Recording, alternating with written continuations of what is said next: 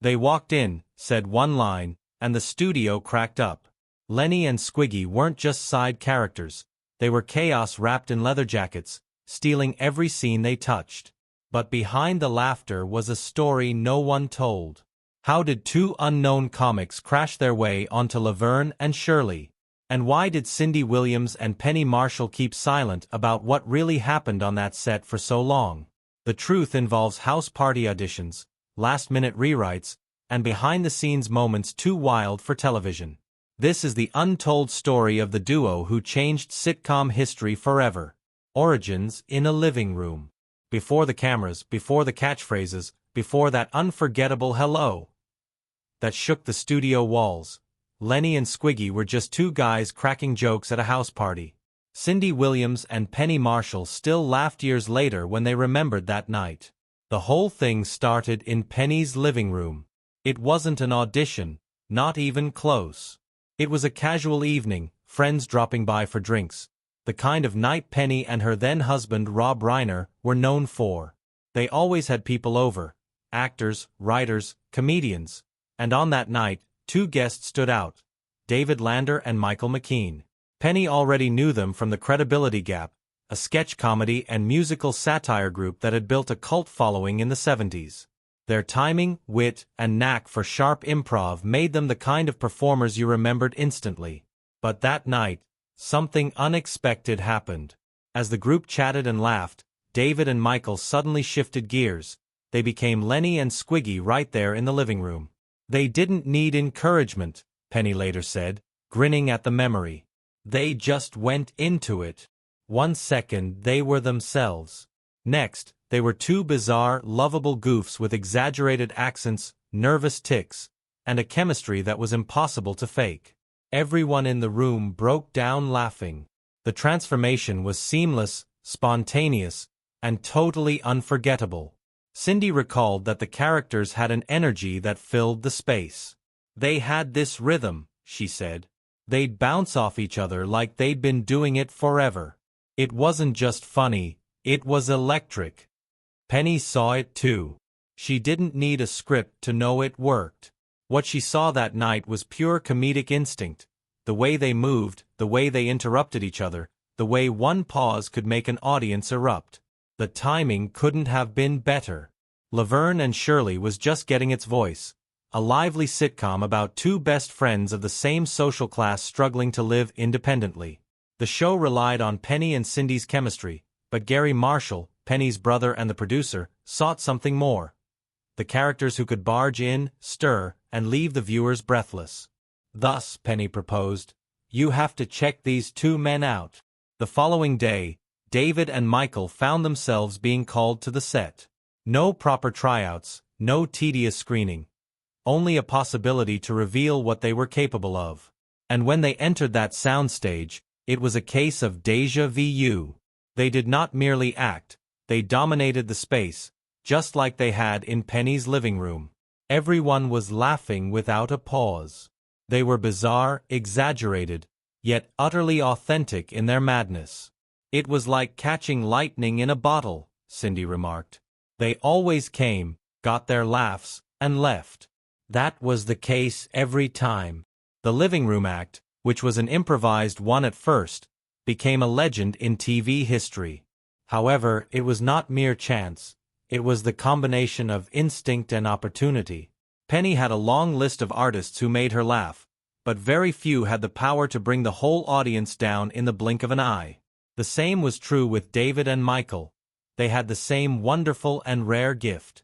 They did not pretend to be funny. They were indeed funny, starting with their posture and ending with how they pronounced their words. Later, Penny would say, they were meant to come into a place, deliver a line, and leave as if the place was theirs. That was precisely what Lenny and Squiggy turned into. A dazzling comic storm that could burst into a scene, crack up the audience, and be gone before you could take a breath. And it all started not in a casting call or a writer's room, but in a crowded Los Angeles living room, where two friends slipped into character and changed sitcom history forever. From Anthony to Squiggy. When Laverne and Shirley was still new and finding its rhythm, nobody could have guessed that two side characters, originally known as Lenny and Anthony, would become television icons. The plan was simple. Bring in two neighborhood guys who were even more awkward, broke, and over the top than Laverne and Shirley. The chemistry was there, the laughs were instant, and audiences couldn't get enough of them. But before the world met Lenny and Squiggy, a behind-the-scenes decision changed everything about who they were supposed to be. According to Penny Marshall, the first version of the characters wasn't supposed to include Squiggy at all. The character's name was Anthony, an Italian guy from the neighborhood, paired with Lenny in what was meant to be a one-off appearance. It was Lenny and Anthony, Penny explained. But there were too many Italians already. She wasn't exaggerating. Between Phil Foster's Frank DeFazio, Eddie Mecca's Carmine Ragusa, and the entire Italian flavor that already ran through the show, the producers decided they needed something different. So they changed everything. Anthony was out, and Andrew Squiggy Squigman was born. Same comedy duo. New identity. And with that change, the entire balance of Laverne and Shirley shifted. Squiggy wasn't Italian anymore. He was vaguely German, or maybe Eastern European, depending on the day. What mattered wasn't the nationality. It was the sound. The name, Squiggy, popped. It was strange, snappy, and just cartoonish enough to stick in your head. It fit perfectly next to Lenny's simpler, everyman tone. That transformation wasn't just cosmetic.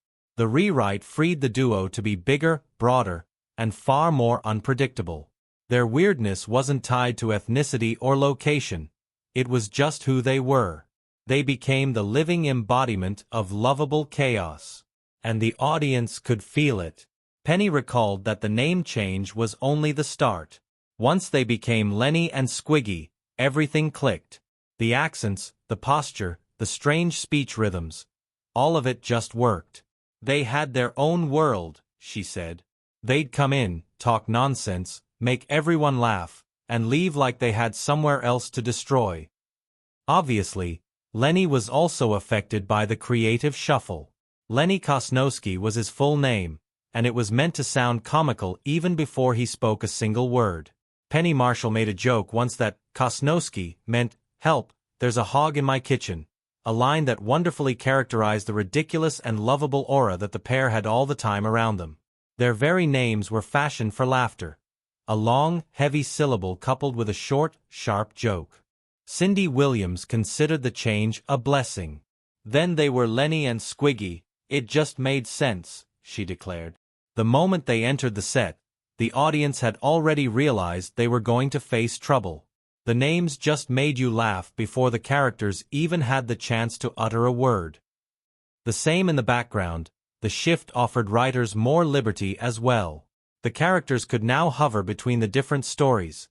Neighbors, workmates, support characters, or disrupting the total flow. The pair was not asked for a reason to come. They could simply pop in, deliver a well-placed joke, and disappear like ghosts in blue. Gary Marshall, who was famous for his stringent timing and structure, also recognized the brilliance in it. "They enter, get the laugh, and leave," he remarked. "That's money." And that was the extraordinary thing. Among the array of hard-working and struggling characters, Lenny and Squiggy were the comic release valves. The odd friends that everyone put up with, because they lightened the atmosphere a little. They were neither intended to be profound nor polished. They were simply to be hilarious, pure, and simple. The moment their pilot episodes were broadcast, the audience viewers were already hooked. Anthony was erased from the memory. Squiggy became synonymous with every household. It was strange, it was daring, and memorable. What initially was a trivial casting error metamorphosed into one of the most intelligent artistic shifts in the history of sitcoms. Because once Lenny and Squiggy walked through that door, saying, "Hello!" in that unmistakable voice, nobody cared what their names used to be. When Penny Marshall first brought David Lander and Michael McKean to Gary Marshall, she knew they were funny, but Gary saw something deeper. He didn't just see two goofballs with sharp timing. He saw the missing rung in his comedy ladder. To Gary, every great sitcom worked like a social equation. You needed contrast. Characters higher up the ladder, striving for something better, and characters below them, reminding everyone that it could always be worse. That was Gary's comedy math, and no one calculated it better. He looked at Laverne and Shirley and saw two working-class women trying to climb out of Milwaukee's brewery life. They were dreamers and strugglers, already funny and relatable. But even lovable underdogs needed someone to look down on, someone louder, funnier, and far less put together. That's where Lenny and Squiggy came in. As Gary put it, someone's got to be worse than you. It wasn't an insult, it was architecture. Every straight man needed a wild card. For every heartfelt scene, there had to be chaos waiting off stage. Laverne and Shirley were the emotional center, but Lenny and Squiggy were the pressure valves, bursting in at just the right moment to blow the tension sky high. And Gary knew that to break the rules, they had to do it perfectly. That's why Lenny and Squiggy's appearances were short, sharp, and explosive. They were the comedic shockwave, the guys who'd barge into an argument, drop one absurd line, and make the audience forget they'd just watched a scene about heartbreak or money troubles. Their entire function was to keep the rhythm alive. Cindy Williams once remarked, "Gary was like a mathematician when it came to laughs. He knew where to place the joke, how long to let it land, and when to get out before it was stale." With Lenny and Squiggy, that timing was perfect. The people watching the show were well aware that every time the door opened to let in those two, they would definitely not miss the laughter. It was a very rare expectation comedy trick that few shows could perform. Nevertheless, Gary's formula was not just about the right timing, it was about the right mix. Laverne and Shirley were not sparkling. They had their faults and were very much like real people. Therefore, the characters under them had to have great enough stories to not be merely sad or pitiful, but to be so ludicrous that the girls, by comparison, would look heroic. Lenny and Squiggy were just the guys for that. Their craziness counterbalanced Laverne and Shirley's disorder, almost making it look like they were so organized. The balance that was achieved gave the show its unique character. Laverne and Shirley were different and special as they mixed female leads with pure slapstick. The story was mainly about the girls, but Lenny and Squiggy made it around them more extensive, more bizarre, and more unpredictable. They represented the notion that in every neighborhood there are oddballs, and that those oddballs are very often the most genuine mirrors of real life. That was Gary's brilliance.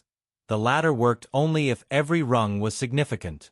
In the absence of Lenny and Squiggy, Laverne and Shirley could have easily turned out to be just another sitcom revolving around two roommates trying to get love and pay the rent. But they were there, and the whole comic ecosystem was formed: dreamers, chaos makers, and everyone in between. Not just the actors but even the creators grasped the concept. "We were the chaos that made their normal look sane," said Michael McKean. "We were the bottom of the ladder, but we loved being there." And Gary would not have it any other way. Little did anyone realize that simple formula would lead to one of the most iconic entrances in TV comedy history. And it started with two words nobody ever forgot: hello. Some TV moments you can hear before you see, and for Laverne and Shirley, that moment was the creak of a door followed by one perfect word: hello. The audience would erupt every single time. It didn't matter what the plot was, how emotional the scene had been, or how serious the moment seemed. Once Lenny and Squiggy appeared,